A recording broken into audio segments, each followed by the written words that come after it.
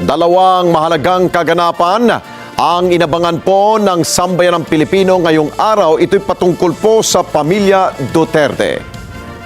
Una na po dyan yung pagpapatuloy ng impeachment hearing laban po kay Vice President Sara Duterte ng House Committee on Justice, kung saan muli na namang hindi dumalo ang Vice Presidente sa nasabing pagdinig. Habang nagpasya na ang International Criminal Court Appellate Chamber, ito'y may kaugnayan po sa jurisdiksyon sa kaso laban naman kay dating Pangulong Rodrigo Duterte sa The Hague, the Netherlands. Kunin natin ang live report mula kay Erlo Bringas. Erlo. Alex, kakatapos lang ng naging pagdinig ng International Criminal Court patungkol nga sa pagtukoy sa desisyon kung may jurisdiction ang ICC kaugnay sa kaso ni dating Pangulong Rodrigo Duterte. Tinanggihan, Alex, ng Appeals Chamber ng International Criminal Court ang apat na grounds ng apela na inihain ng kampo ni dating Pangulong Rodrigo Duterte kaugnay sa kaso nitong Crimes Against Humanity. Ibig sabihin, pinagtibay ng ICC na may jurisdiction sila sa kaso laban sa dating Pangulo. Yan ay matapos na ibasura ng Appeals Chamber ng ICC ang mga petisyon na humihiling na itigil ang mga proseso laban sa dating Pangulo. Sa naging desisyon ngayong araw, sinabi ng ICC na kahit umalis ang Pilipinas sa Rome Statute noong March 2019, nagsimula na ang paunang pagsusuri ng ICC noon pa mang February 2018. Ibig sabihin, bago pa man formal na umalis sa Pilipinas, may umiiral ng proseso ang ICC kaugnay ng mga paratang. Tinanggihan ng karamihan sa Appeals Chamber ang lahat ng argumento ng depensa na nagsabing walang kapangyarihan ng ICC sa kaso ng dating Pangulo. Dahil dyan, wala rin daw bisa ang hiling ng kampo ng dating Pangulo para sa agarang paglaya nito. Pinagtibay din ng desisyon ang naunang hatol ng Pre-Trial Chamber noong October 2025 na may otoridad ang ICC na dinggin ang kaso. Ayon sa Rome Statute, ay ang pag-alis ng isang bansa ay magkakabisa pagkalipas lamang ng isang taon at hindi nito pinipigil ang mga kasong nasimulan na.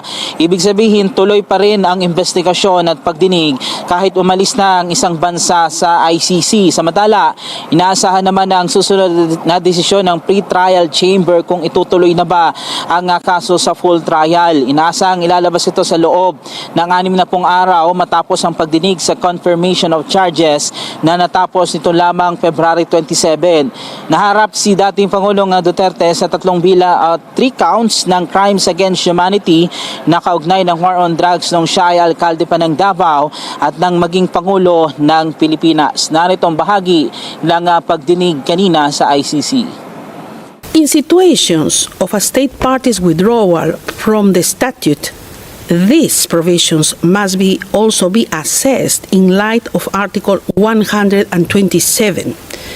which addresses specific circumstances and determines that the withdrawal shall not prejudice in any way the continued consideration of any matter which was already under consideration by the court prior to the date on which the withdrawal became effective. The appeal chamber by majority, as a conclusion, Judge Orquipanise partially dissenting in the second ground, has rejected all 4 grounds of appeal. Samantala, Alex, ganito yung mga susunod na mangyayari matapos ang pagdinig ngayong araw. Una, maghihintay ng desisyon kung itutuloy ba ang kaso at titignan ng korte kung sapat ang ebidensya para ituloy na ito sa full trial. Ang pangalawa, kung papayagan ay magsisimula ang paglilitis at dito naman ihaharap itong mga testigo at ebidensya ng magkabilang panig. Sa pangatlo naman, usapin ng kooperasyon ng Pilipinas, mahalaga kung makikipagtulungan naman ang gobyerno sa ICC sa mga masusunod na magiging proseso at hakbang. Sa pang-apat, maaari pang maghain ng mosyon ng depensa depensa, pero mas konti na ang paraan para mapigil ang kaso dahil pinayagan na rin ito ng ICC. At ang panghuli, magkakaroon naman ng hatol sa huli at maaaring mapatunayang may kasalanan o mapawalang sala, depende pa rin sa ebidensya. Sa madaling salita, Alex, umuusad na ang kaso at papasok na ito doon sa tinatawag na mas malalim na proseso. Inaantabayan na naman